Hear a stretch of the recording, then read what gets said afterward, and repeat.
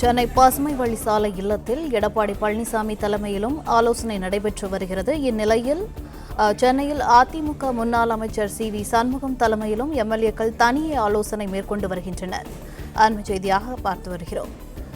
EPS தலைமையில் எம்எல்ஏக்கள் கூட்டம் நடைபெற்றதை தொடர்ந்து தற்பொழுது அதிமுக முன்னாள் அமைச்சர் சி.வி. சண்முகம் தலைமையிலும் எம்எல்ஏக்கள் தனியே ஆலோசனை மேற்கொண்டு வருகின்றனர்.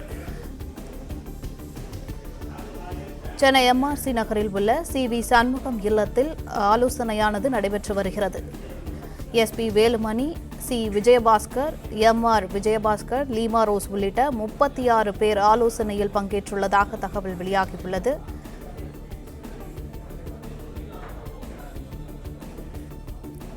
சென்னை பசுமை வழிசாலை இல்லத்தில் எடப்பாடி பழனிசாமி தலைமையிலும் ஆலோசனையானது நடைபெற்று வருகிறது. Agri Krishnagiri, KC. கருப்பண்ணன், தளவாய் சுந்தரம் உள்ளிட்டோரும் இபிஎஸ்-உடன் ஆலோசனை மேற்கொண்டு வருகின்றனர்.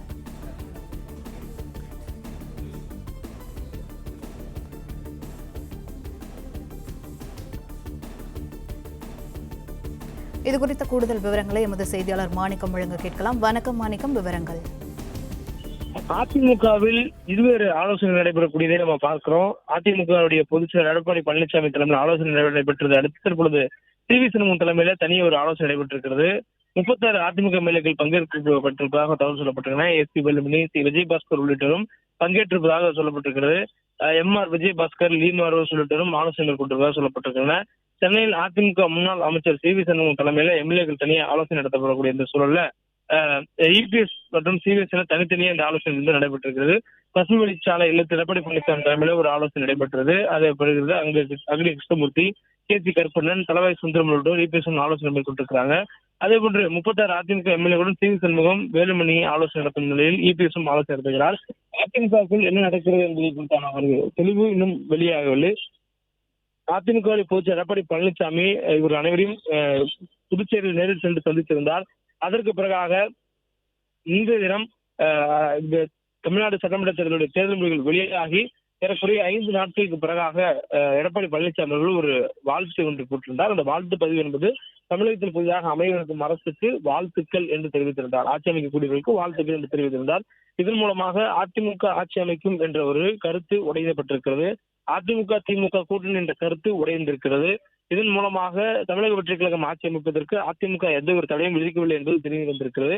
இந்த சூழலில் அதிமுகவுடைய சட்டமன்ற உறுப்பினர்கள் வெற்றி பெற்றிருக்கக்கூடியவர்கள் வெற்றி பெற்றவர்கள் கடந்த 2 தினங்களுக்கு முன்பாக சி.வி. சண்முகம் தலைமையில ஒரு ஆலோசனை நடைபெற்றதாக சொல்லப்பட்டது. அந்த ஆலோசனையில அதிமுக முன்னாள் அமைச்சர் எஸ்பி வேலுமணியும் பங்கு கொண்டார் என்று தொடர்ந்து சொல்லப்பட்டது. இந்த சூழலில் அதிமுகவினர் புதுச்சேரியில தங்க வைக்கப்பட்டிருந்தாங்க. அதிமுக புதுச்சேரி தங்க வைக்கப்பட்டிருந்த போது அதிமுகவோடு அமமுகவுடைய ஒரு சட்டமன்ற உறுப்பினர் எஸ். காமராஜரும் தங்க வைக்கப்பட்டிருந்தார்.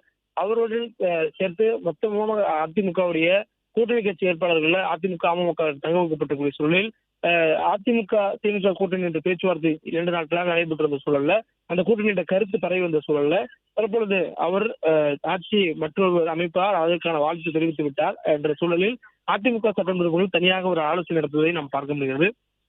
அதிமுக பொதுச்செயலர் இபிஎஸ் அவர்கள் தனியாக ஒரு ஆலோசனை கூட்டம் நடத்துகிறார். அதுபோன்ற கட்சியினுடைய முன்னாள் அமைச்சர் சி.வி. சண்முகம் தனியாக ஒரு ஆலோசனை நடத்துகிறார். சி.வி. சண்முகத்தை பொறுத்தவரையிலும் அதிமுக முன்னாள் அமைச்சராக இருந்திருக்கிறார்.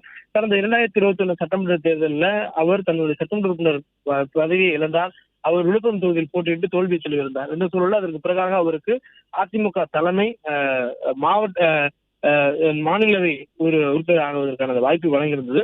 அவரை தொடர்ந்து மாநில உறுப்பினராக இருக்கக்கூடிய சி.வி. சண்முகம் நடந்து முடிந்திருக்கூடிய 2020 சட்டமன்ற தேர்தலிலும் போட்டியிட்டிருந்தார். இந்த தேர்தலில் அவர் வெற்றி பெற்றக்கூடிய சூழலில் வேறு தொகுதியில் போட்டியிட்டார். மயிலம் தொகுதியில் போட்டியிட்டு வெற்றி பெற்றக்கூடிய சூழல்ல தற்பொழுது அவர் வகித்து வந்த மாநில உறுப்பினர் பதவியை ராஜினாமா செய்திருக்கிறார். இந்த சூழல்ல சி.வி. சண்முகம் அவர்கள் மாற்றாக தற்பொழுது ஒரு கூட்டம் ஆலோசனை நடத்துவது அதுவும் கட்சியுடைய பொதுச்செயலாளருக்கு மாற்றாக நடத்தக்கூடிய நிகழ்வு என்பது பார்க்கப்படுகிறதை நாம் பார்க்கிறோம். குறிப்பா இது தொடர்பாக சம்பந்தப்பட்ட அதிமுக நிர்வாகிகள் யாரும் கருத்து தெரிவிக்கவில்லை. தமிழக வெற்றிக் கழகத்திற்கு ஆதரவு என்ற கருத்து பரவி வந்த சூழல்ல அதிமுகவுடைய துணை பொதுச் செயலாளரான கே.பி. முனுசாமி அவ்வாறான எந்த ஒரு நிலைப்பாடும் அதிமுக எடுக்கவில்லை என்பதை தெளிவுபடுத்தியிருந்தார். அதற்கு பிறகு அதிமுக நிர்வாகிகள் புதுச்சேரியில் தங்க வைக்கப்பட்டார்கள். அதற்கு பிறகாக அதிமுக பொதுச் செயலாளர் நேரில் சென்றவர்களை சந்தித்தார். அதற்கு பிறகாக அதிமுக திமுக கூட்டணி என்று தொடர்ந்து அந்த கருத்து பரிமாற்றப்பட்டு பரவி வந்தது. அந்த சூழலில் இன்று அதிமுகவினர் தங்க வைக்கப்பட்ட விடுதியிலிருந்து புறப்பட்டிருக்கிறார்கள். இந்த சூழலில் அதிமுக தங்க வைக்கப்பட்ட விடுதியிலிருந்து புறப்பட்டதற்காக சி.வி. சண்முகம் அவருடன் ஆலோசனை நடத்துகிறார். பிளே ஸ்டோர் மற்றும் ஆப் ஸ்டோரில் இருந்து பாலிமர் செயலியை QR கோடு மூலம் பதிவிறக்கம் செய்யுங்கள். செய்திகளை உடனுக்குடன் பெறுங்கள்.